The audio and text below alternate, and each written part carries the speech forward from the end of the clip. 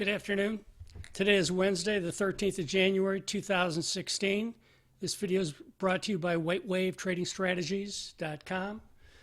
Let's take a look at some longer time frame charts, and then we'll drill down into the shorter stuff. So it was a pretty ugly day today. Here's a NASDAQ quarterly chart going back. You can see the 2000 high.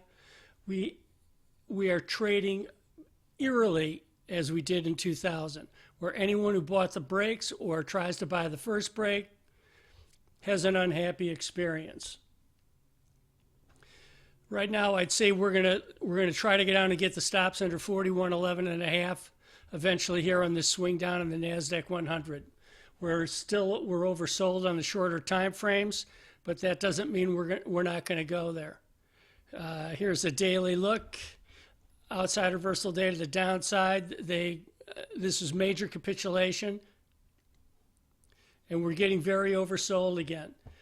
So I'm not really interested in selling weakness, but you have to sell every rally and keep selling every rally for the rest of the quarter.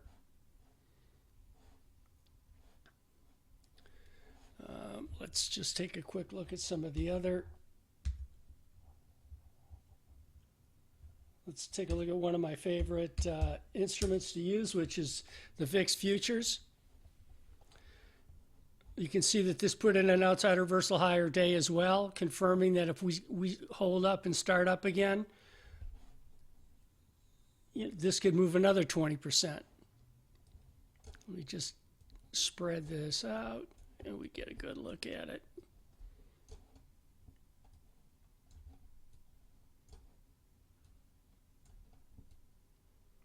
The level that we hit yesterday, this 49.70, we didn't get that high today.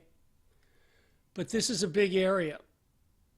And if we start getting above that, it's going to have a really big move.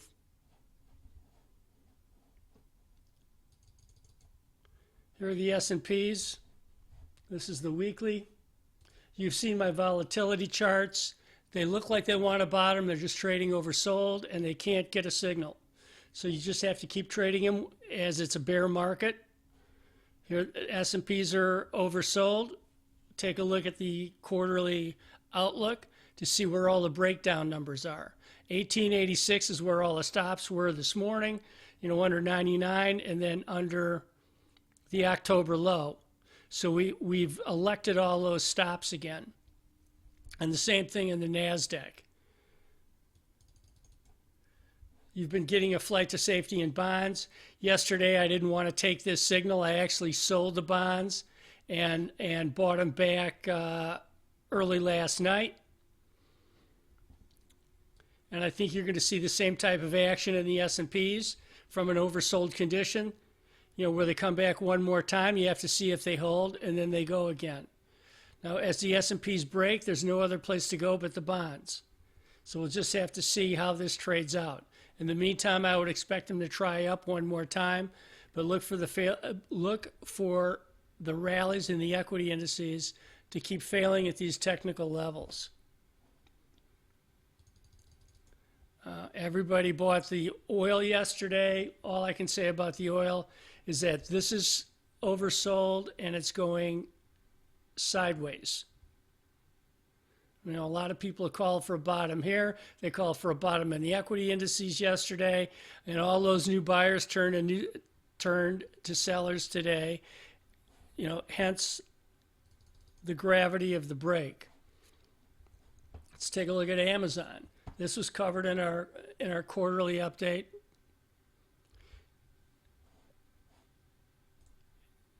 I featured this 520 level, the 620 level here in Amazon as being a really big level.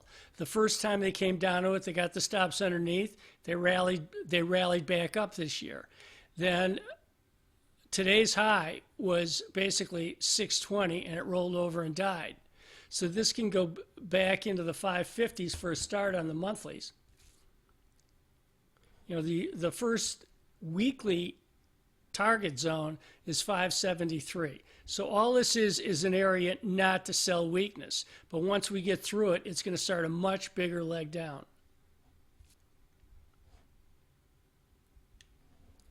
Let's take a quick look at the gold, which has held up remarkably well.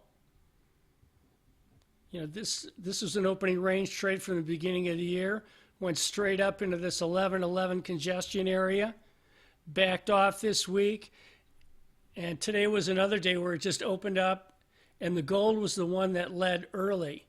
It wasn't the bonds, but it was the gold. So this is another one that you want to keep on your radar, because when things go risk off, everybody's going to be buying the gold. You can see today that we came down into the 50-day moving average around 1079. We held, we came up.